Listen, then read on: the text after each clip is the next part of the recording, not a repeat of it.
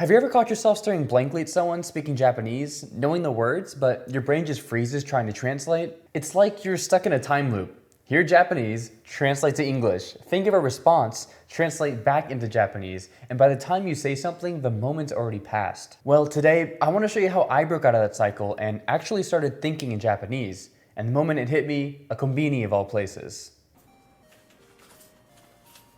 次のお客様、どうぞ。お願いします。どうぞいます。お袋は、はい、かしこまりました。お箸いりますか？いりますか？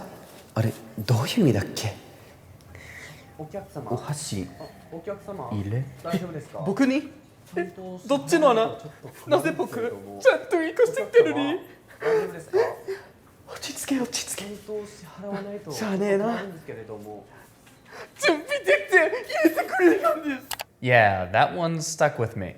But anyways, the first thing I started doing was learning the first 2,000 to 3,000 most common Japanese words with translations. So when starting out, it is totally fine to lean on English in my opinion, because you need to get those 2,000 to 3,000 words in your head, and what better tool to use than a language that you're already fluent in? Early on, I leaned into tools like Anki and Wanikani, and even textbooks like Genki, and this really helped me build my first layer of vocabulary, around 2,000 to 3,000 words. And at this stage, translating to English is actually helpful, because you see a word and you match it to something you know and it sticks. But eventually, you're gonna hit words like kakeru and realize that English just can't quite keep up. Is it to hang, to wear, to sit, to pour, to spend, to call?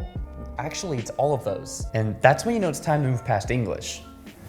So once you got a decent base, like 2,000 to 3,000 words, it's time to start learning Japanese. In Japanese. I know that sounds intimidating, but hear me out. Using something like Yomitan or Migaku, you can look up a word and get a definition written in simple Japanese. Take a word like mendokusai, for example.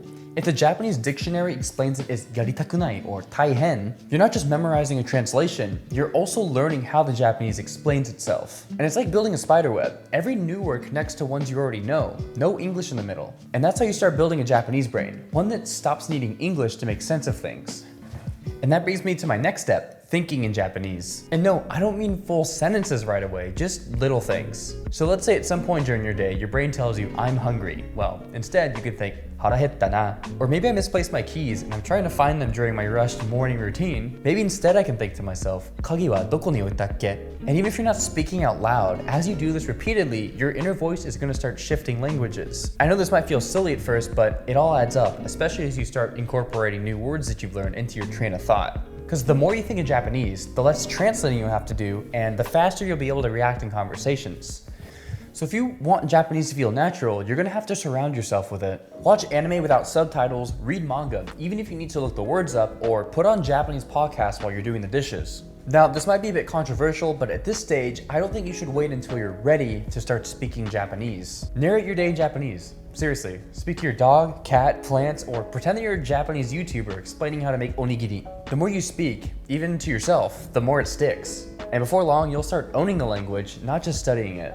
So if you're stuck translating everything in your head, try following the path I've laid out in this video. Start with English if you need to, but over time, slowly shift more into Japanese. Let your inner voice change languages, talk to yourself, and honestly, just use the language more. It doesn't have to be perfect. If you enjoyed this video, feel free to leave a like, and if you loved it, go ahead and subscribe so you don't miss out on future uploads. And question for you, have you ever had any funny misunderstandings like my chopstick incident? Let me know down in the comments, I'd love to hear all about it. Also, if you want to get a head start on how to approach reading in Japanese, you can check out my video, 7 tricks that instantly boosted my Japanese reading. It'll get you set on the right track. And if you'd like to stay in touch, feel free to join my Discord. We have a wonderful community full of passionate language learners and we'd love to have you. So keep learning, keep immersing, and I'll see you in the next one. Bye.